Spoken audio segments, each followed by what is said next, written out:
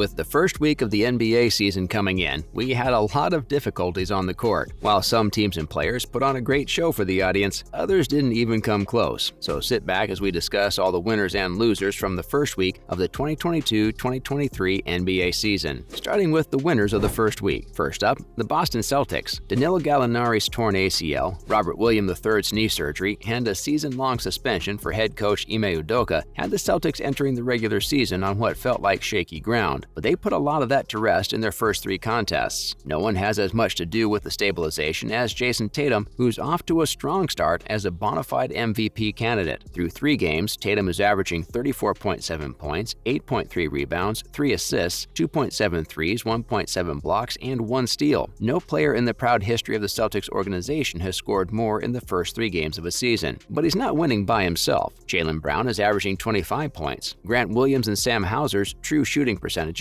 are over 100. Derek White appears to have streamlined and improved his jumper. At the very least, it looks like Boston will be comfortable under interim coach Joe Mazzulla, even while awaiting Williams' return. Moving on, Nikola Jokic. Nikola Jokic only needed 2 triple-doubles at the start of the season to tie Wilt Chamberlain for the most ever by a center. He only needed 3 games to do it. After losing Game 1 to the tough Utah Jazz, Jokic worked hard in back-to-back games on Friday and Saturday. First on the road against the defending champion Golden State Warriors, who were all healthy. He scored 26 points, grabbed 12 rebounds, and gave out 10 assists. The next day, when the Nuggets played their first game at home against the Oklahoma City Thunder, he scored 19 points, grabbed 16 rebounds, and gave out 13 assists. Most people thought Jokic wouldn't be in the running for MVP because voters would tire of him, and we think that's true. But if he keeps this up for a Nuggets team, he might not avoid winning a 3rd straight MVP. He is currently averaging 24 points, 10.7 rebounds, 9.7 assists, and a true shooting percentage of 72.5. Since Denver's new players have made the team better at defense and shooting, the efficiency almost has to go down. However, everything else is still up for grabs. Jokic now starts games with Michael Porter Jr., Kentavious Caldwell-Pope, and Jamal Murray, 3 of the best shooters on the team. He seems to already get along with the new reserve, Bruce Brown. He might not score as much if he had better teammates, but it should help him in most other ways. Adding to the list, fans. Right now, the NBA has the most talented players and the best level of play it has ever had. Some finishes around the rim and hard shots that players make all the time would not have been possible in the past. From this point of view, some of the biggest winners are the fans of the league. The fact that Zion Williamson, Kawhi Leonard, Jamal Murray, and Ben Simmons have all come back after missing most of the season has added an extra level of excitement that most seasons don't have. While the last 3 seem to be getting better slowly, Zion scored 25 points in his first game against the Brooklyn Nets and helped his team win by a lot. The others have had flashes that suggest they may still reach their old selves. Even without the comebacks, the award races are likely to be as close as ever. Moreover, Damian Lillard and the rest of the big scorers. The season has been going for less than a week, but Dame time has already started. On Sunday afternoon, Damian Lillard hit a step-back 3-pointer while his team was down by 1 point and time was running out in the 4th quarter. That gave Lillard 41 points, which is how many he would finish with after Jeremy Grant made the basket that ended the game on Portland's next possession. It was Lillard's 2nd straight 41-point game, and he now averages 34 points per game, but he's not the only player who has already put up an absurd stat. With so much top-level talent in the league right now, we're almost in danger of getting used to these amazing performances. Now for the losers of the first week. Let's also look at Utah Jazz. When the Utah Jazz traded Rudy Gobert and Donovan Mitchell for a bunch of draft picks and no All-Stars, it seemed like they were all in on Victor Wembanyama. With their new group of what looked like very different players, they were expected to lose a lot. People thought that would put the Jazz in the same range as the Spurs and Pacers for the lottery. If that was ever the plan, no one told the players on this team. After a shocking blowout win over the Nuggets in Game 1, Utah beat the Minnesota Timberwolves and the New Orleans Pelicans in overtime on the road. All 3 teams are above 500, but they are still behind the Jazz, 3-0, and getting help from everyone on the team. Markkanen isn't just a stretch 4 anymore. He's making plays with the ball in his hands, scoring from inside and outside the lane, and finishing over rim protectors like Gobert. Markkanen has averaged 24 points, 9.7 rebounds, 3.7 assists, 2.3 three-pointers, 1.3 steals, and 0.7 blocks in his first 3 games. He and the Jazz might not be this good for the entire season, but for now, they're winning in the traditional sense and playing with the energy and passion that last season's team never showed. Continuing the list, Philadelphia 76ers. On the other end of the range are the Philadelphia 76ers. They came into the tournament as a strong team and a popular choice to represent the East in the finals. Now they are 0-3 and have lost to the rebuilding San Antonio Spurs and Milwaukee Bucks team without Chris Middleton and Pat Connaughton. James Harden looked more like himself in the first two games than he did at the end of 2021-22, but Joel Embiid had a hard time, scoring 41 points on 38.5% shooting. In Game 3, Embiid scored 40 points, but in the loss to San Antonio, Harden could only score 12 points on 18 shots. So far, it's hard to see how the two superstars' games will work together, though they did so pretty well last season. Both have spent most of their careers controlling the ball for total possessions, and their styles can clash if Harden isn't too respectful. Still, it's only been 3 games. Last season, it looked like these two knew how to play together, and they had plenty of time and skills to figure it out again. Furthermore, defenses. Sometimes it seems like jump shooters and offenses need a little time to get going. This season, the defenses have had a hard time finding their feet. In 2021-22, the average number of points scored per game in the league was 110.1. The average number of effective field goals was 53.2%. In 2022-23, the first score goes up to 113.5, but the effective field goal percentage drops to 52.9. That suggests that both the pace of play and the percentage of offensive rebounds are to blame for the rise in points. Even though these numbers might go back to normal in the next few days and weeks, the extra pressure has made defenses work harder in the first week. Lastly, the Los Angeles Lakers. Given their lackluster offseason, the Los Angeles Lakers probably shouldn't have been expected to be any better in the first week of the season, but this organization is used to people having unrealistic expectations, and any team with LeBron James is going to get some attention if they lose their first 3 games. This is especially true after the third loss. The first 2 were won by the Golden State Warriors and the Los Angeles Clippers, but their teams are clearly better than what the Lakers have put together. The Portland Trail Blazers were supposed to be in the same tier, so losing a 7-point lead at home with less than 2 minutes left, when LA had a 93.7% chance of winning, doesn't look great. But again, that assumes you had faith in this team in the first place, which was probably a mistake. The rest of the team is a mess after LeBron and Anthony Davis. Almost every player on LA is more important than he would be on almost any other team in the league, from Russell Westbrook on down. Because of the strength of the Western Conference, the Lakers may have to make the Westbrook trade, whatever it may be, before the 20-game mark they are said to be aiming for. If not,